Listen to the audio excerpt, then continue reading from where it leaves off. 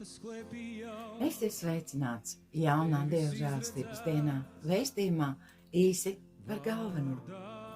Es novēlu tev mieru un prieku un visu to labāko, jeb kā Jāņa 3. vēstulē saka, mīļais, es tev novēlu visās lietās tādu labklājību un veselību, kāda jau ir tavai dvēselē. Kādā no citiem tulkojumiem ir teikts, es lūdzu par to. Un mēs esam izrunājuši, ko darīt, kad tu dzirdi vārdu vai tevi uzrunā kāds vārds no Dieva vārda, kā to satvert, kā to paņemt. Un ir tā, ka mums ir jāsaprot, ka šī lieta ir atrisināta garīgajā plāksnē, tajā neredzamajā. Vēstulē Romiešiem 4:17 Pāvils saka, ka Dievs no neredzamā izsauc ārā redzamo. Tas ir tas, uz ko mēs esam aicināti. Ābrahamam vispār bija pateikts, ka viņam būs dēls 75 gadu vecumā, bet piedzima šis dēls tikai pēc tam, kad Ābrahams sāka pats sevi dēvēt par daudzu tautu tēvu. Un nepagāja ne gads, rakstīts ir, ka pēc gada Sāra uz rokām turēja dēlu. Tas nozīmē, ka 3 mēnešu garumā Ābrahams sasveicinoties ar apkārtējiem cilvēkiem apliecināja, ka viņš vairs nav Ābrams, bet ir Ābrahams, tulkojumā daudzu tautu tēvs. Un tas norāda mums uz to, ka mums ir jābūt nelokāmiem tajā, kam mēs ticam. Kad tu esi saņēmis vārdu, tu pirmās dienas to apliecini, kas notiek, tu neredzi, ka kaut kas notiek. Ir svarīgi atcerēties, ka tas jau ir noticis. Ja Dievs to ir pasludinājis, ja Viņš to ir pateicis, tas ir noticis tajā neredzamajā, ko tu vēl neredzi. Cilvēkam, ticīgam cilvēkam ir tieksme atlaist un sāk domāt, laikam tas šoreiz nebija par mani, laikam jau Dievam ir cits nodoms, es būšu kaut ko pārpratis. Tā Vēlns izliek mums lamatas, lai mēs atkāptos no savas ticības. Un šodien es gribu teikt, turpini stāvēt tajā, ko tu dzirdēji, ko Dievs tev teica. Tajā, kas sasaucās ar tavu iekšieni, tajā, ko Dievs pateica konkrēti tev. Ir tāda vēstule jaunajā derībā, ko sauc par vēstuli ebrejiem. Un vēstules ebrejiem 10. nodaļā ir tādi svarīgi vārdi, ja es tūlīt pacentīšos, es varbūt atradīšu. Vēstules ebrejiem 10. nodaļā vēstules autors, daži uzskata, ka tas ir Pāvils, kas šo vēstuli rakstīs. Viņš ļoti nodaļas beigās uzsver 23. pantā, viņš saka tā: turēsimies nešaubīgi pie cerības apliecināšanas, jo uzticams ir tas, kas to apsolījis. Mums ir jāturās pie tā. Pat ja tas ir pagājis gads, 2, 5, 10, ja Dievs savu vārdu ir pateicis. Es šorīt rakstīju kādus pantus ārā sevis stiprināšanai, un es uzdūros uz viena vārda, kas man lika aizdomāties. Un šis vārds man norādīja uz to, ka Dievs nosauc. Nosauc, tas nozīmē, tu nevari nosaukt nepasakot neko. Tu vari nosaukt cilvēku vārdā, vai suni vārdā, vai kaķi vārdā. Tev tas ir jāpasaka. Tā ir tā pati runāšana. Un viņš saka, turēsimies nešaubīgi pie cerības apliecināšanas, kas arī ir izrunāšana. Tu nevari apliecināt neko nepasakot, neatverot savu muti un nepiepildot to ar Dievu vārdu. Un tālāk viņš saka tā, un vērosim cits citu. Mums ir pamudinājums uzmanīt, lai mana mute un sarunā ar tevi tava mute nekļūdītos. Un kad viena no mums mute kļūdās, es iedrošinu tevi, stiprini brāli vai māsu un saki, vai tas ir tas, kam tu tici? Ja cilvēks izrunā kaut ko, kas nesaskan ar Dievu vārdu, te ir rakstīts, vērosim citu, lai paskubinātu uz mīlestību un labiem darbiem. Mīlestību, par mīlestības jau, man liekas, vakar daudz pateicu, un labiem darbiem, tas, ka tu man aizrādi, ka man mutē ir nobraukusi greizi, tas būs labs darbs. Un es būšu pietiekami gudra, ja neapvainošos, vai ne? Un tā mums ir jāstāv. Mums ir jāturās nešaubīgi pie cerības apliecināšanas. 35. pantā. Neatmetiet tāpēc savu cerības drosmi, tai ir liela alga. Lai cik ilgi būtu jāstāv, stāvi tajā. Turpini ticēt, turpini apliecināt un atgādini sev, tur tajā neredzamajā, tajā garīgajā, tajā, ko tu neredzi. Ja Dievs ir teicis, un tu esi to satvēris, tas ir atrisināts. Dievam šis jautājums ir atrisināts. Tas, ka es to neredzu un nesataustu, tas nenozīmē, ka tā nav.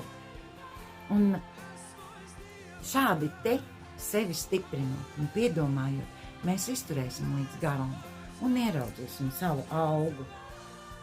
Un 36. pants saka tā, jo jums vajag pacietības.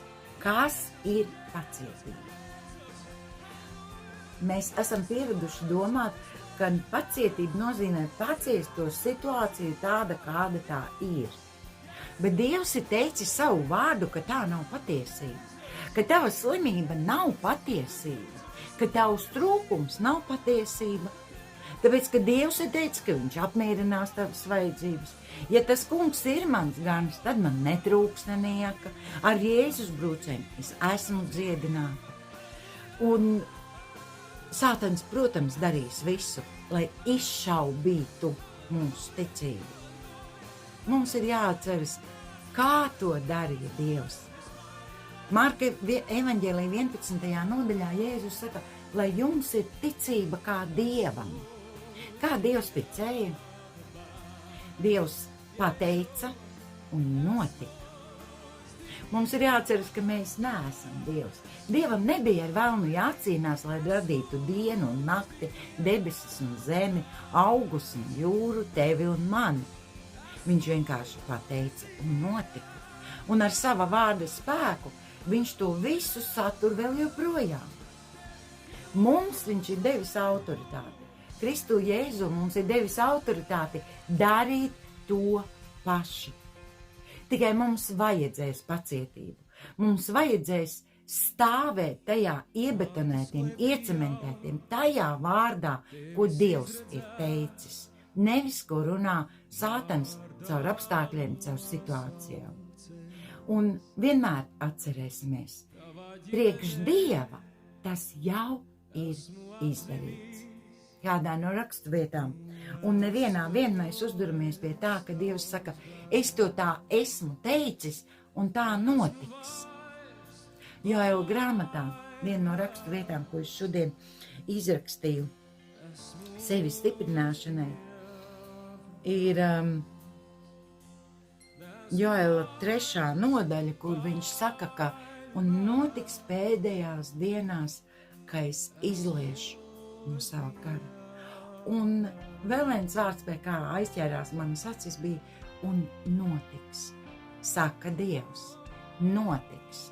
Ja Dievs ir teicis, notiks. Viss atkarīgs tagad ir no tevis un manis. Vai es palikšu tajā, ko teicis Dievs? Vai es apliecināšu to, ko teicis Dievs? Vai es ticēšu tam, ko saka Dievs? Un tad jau agrāk vai vēlāk mēs redzam, ka, kad Jēzus bija tuksnesī, Mateja 4. Lūkas 4. nodaļā, Sātans atstājās līdz kādam laikam Viņš arī no Jēzus atstājās. Viņam ir jāatstājas. Mums ir jābūt nelokāmiem. Vārds pacietība oriģināla valodā vēl esot arī tulkojams kā vārds nelokāms. Es nelokāmi stāvu tajā, ko Dievs ir teicis man. Stāvi arī tu nelokāmajā. Nelokāmi tajā, ko Dievs ir teicis tev, un viņš īstenos. Dievs nekad nemelo. Un ja ir lietas, kas vēl nav notikušas mūsu dzīvē, tas mani mudina vēl vairāk apliecināt, vēl stingrāk stāvēt tajā, ko saka Dievs. Runāsim to, ko saka Dievs, un stāvēsim tajā, neatlaidīsim to. Turpināsim stāvēt, kad, tagad es nepateikšu, vai tas bija Elīsa, vai tas bija Ēlija, bija izsūtījis puisi raudzīties, vai nenāk lietus mākonis, jo Dievs bija teicis, ka nāks lietus mākonis, pēc tam, ka 3 gadus lietus nebija Elijas. Puisis aizgāja un saka, nav tur nekā. Un Elija viņam saka, ej atpakaļ un dari to atkal, un ej tikmēr, kamēr tu ieraudzīsi. Un tā viņš tur, es neatceros 3 vai 7 reizes gāja, bet viņš gāja un ieraudzīja, ka tur pie pameles ir mazs mākonīts, un tad Elija teica, sāksies lietus gāze, un Dievs viņam teica, skrien pie Ahaba un saki, ka nāk liela lietus gāze. Un lasot šo stāstu tālāk, mēs redzam, ka tiešām bija liela lietus gāze. Sākums ir tevī un manī, mūsu iekšienē. Visas mūsu slimības ir šeit. Mūsu trūkums vai mūsu bagātība ir šeit. Un Dievam ir vajadzīgs laiks, lai savestu mūsu kārtībā. Kā viņš mūs saved kārtībā? Ar savu vārdu, ar to, ko mēs runājam un kam mēs ticam. Tāpēc turpināsim stāvēt, būsim nelokāmi un, kā teikt šeit, turēsimies nešaubīgi pie cerības apliecināšanas, jo uzticams ir tas, kas ir apsolījis. Debes Tēvs, es Tev pateicos, ka Tu esi devis man šo cieto klinti, šo svara veseli, šo stipro uguni, ar ko es varu dzēst visas ugunīgā bultas ar Tavu vārdu, Tēvs.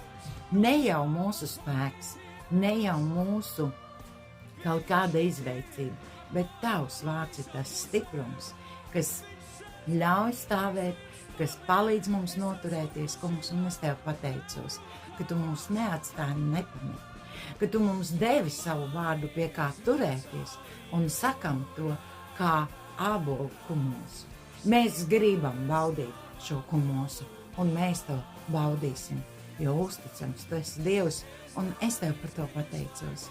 Tēvs, es pateicos, ka mēs drīz, jo drīz ieraugām.